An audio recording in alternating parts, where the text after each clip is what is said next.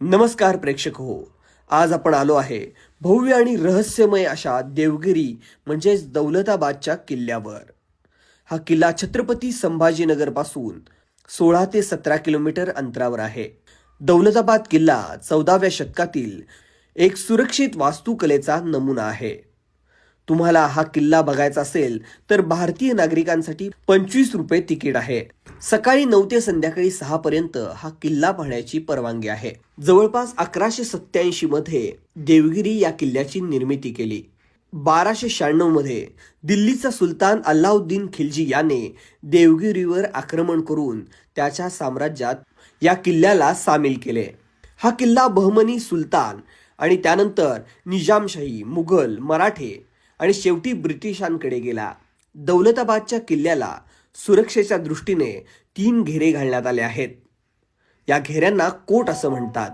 किल्ल्याच्या सुरुवातीला दिसतो तो महाकोट दरवाजा हा मुख्य दरवाजा आहे. या भव्य अशा दरवाजातून आत गेल्यानंतर आपल्याला अनेक तोफा बघायला मिळतात.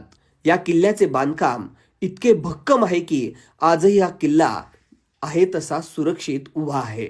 या किल्ल्याची लाकडी दरवाजे त्याचबरोबर नक्षीकाम सुद्धा आजही खूप सुंदर आहे. पुढे गेल्यावर आपल्याला दिसतो चांद मिनार. बहमनी शासक हसन गंगू यांनी दिल्लीतील कुतुब मिनारची प्रतिकृती म्हणून देवगिरी किल्ल्यावर चांद मिनार बांधला आहे.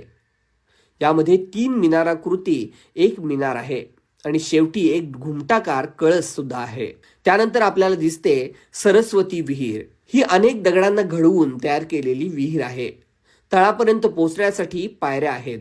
पूर्वी एक मुख्य जलाशयातून यात पाणी सोडण्यात येत होते, पण आता अनेक झरे निर्माण झाले आहेत आणि यामध्ये पावसाचं पाणीही साठवलं जातं. गडाच्या चारही बाजूंना 40 फूट खंदक आहे. तो पाण्याने भरलेला असतो आणि त्यामध्ये मगरी आणि साप असतात. शत्रूनं कोणत्याही मार्गानं किल्ल्यावर पोहोचू नये म्हणूनच हा बंदोबस्त करण्यात आला आहे.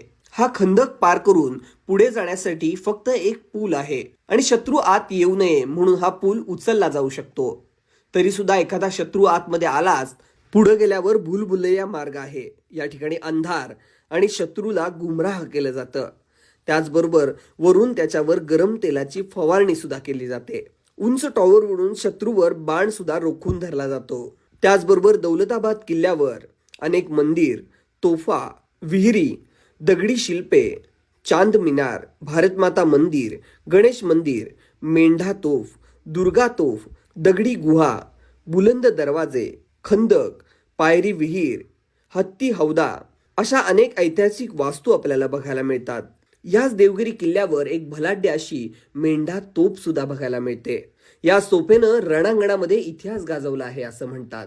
आणि हा शंख आकाराचा 7 माळा टेकडीच्या माथ्यावर बांधलेला हा किल्ला 12व्या शतकातील देवगिरी किल्ला हा एक अभेद्य आणि अद्वितीय वास्तुकलेचा नमुना आहे. दौलताबादचा देवगिरी किल्ला मध्ययुगीन काळातील सर्वात शक्तिशाली किल्ल्यांपैकी एक आहे. तुम्ही छत्रपती संभाजीनगरला जर जाणार असाल तर हा किल्ला बघायला विसरू नका.